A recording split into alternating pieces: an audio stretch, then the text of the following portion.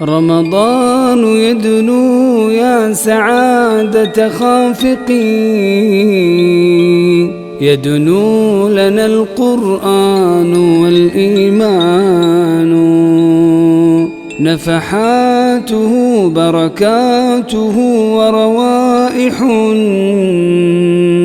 منه يبلغها لنا شعبان سنصوم سوف نعيش أيام الهنا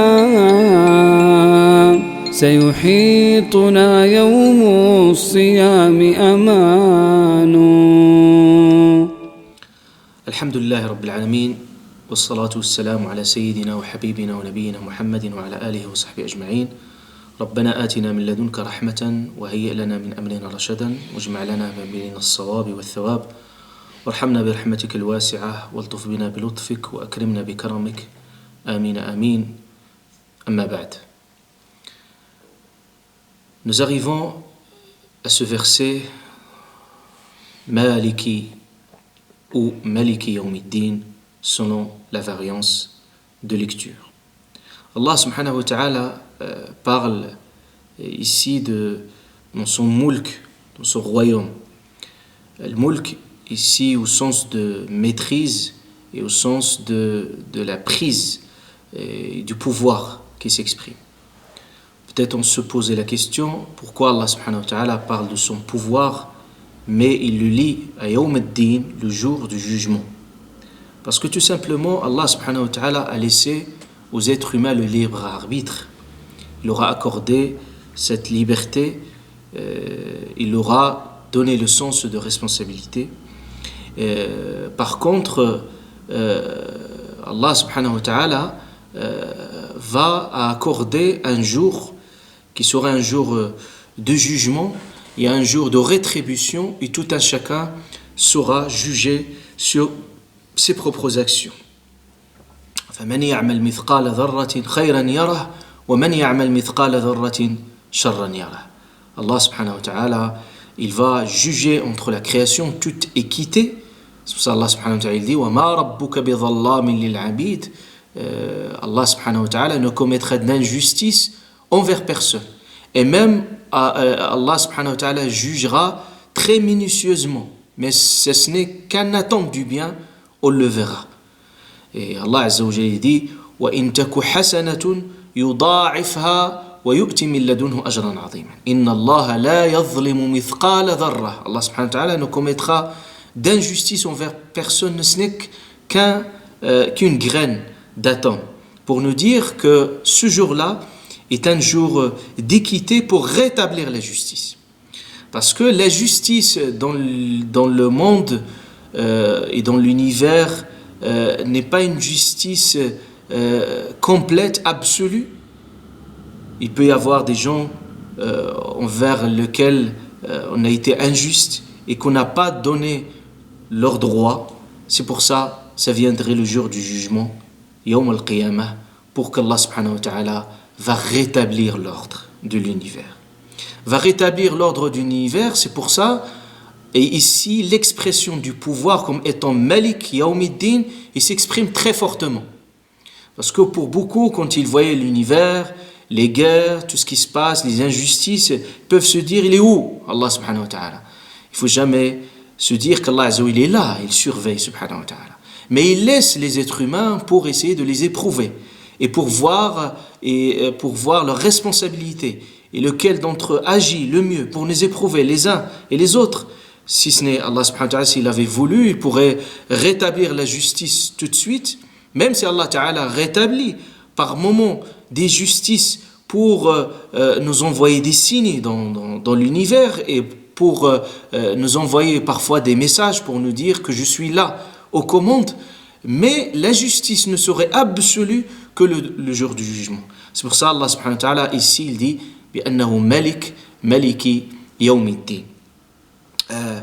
Donc ce jour-là, le jour du jugement, est un jour qu'il faudrait nous réconcilier avec ce jour-là.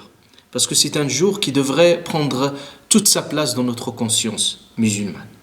Et le prophète alayhi salatu wassalam l'éducation qu'il délivrait à ses compagnons, c'est que toujours il leur rappelait ce sens de l'akhirah, de l'au-delà. Et Allah subhanahu wa ta'ala a parlé de la spécificité des prophètes, c'est qu'ils se rappellent sans cesse ce jour-là, ce jour du jugement, se rappeler en l'occurrence la mort, se rappeler ce rendez-vous avec Allah subhanahu wa ta'ala dans ce tribunal divin. Allah Azza wa Jalla dit à propos des messagers d'Allah Azza wa Jalla, il dit Inna akhlasnahum bi khalisati dhikra ad-dar, c'est-à-dire nous les avons spécifiés, nous leur avons accordé cette spécificité de se rappeler sans cesse de ce jour-là du jugement. C'est pour ça que vous trouvez cet espace de l'akhirah, du jour du jugement, occupe une place très pondérante, une place très importante dans le Coran al-Karim, mais faut-il qu'il occupe la même place dans notre conscience? Le prophète alayhi salatu wassalam, il cultivait ce sens à leurs compagnons quand il disait à Abdullah ibn Omar, il lui dit, quand tu te réveilles le matin, n'espère pas arriver le soir. Et quand tu arrives le soir, n'espère pas se réveiller le matin.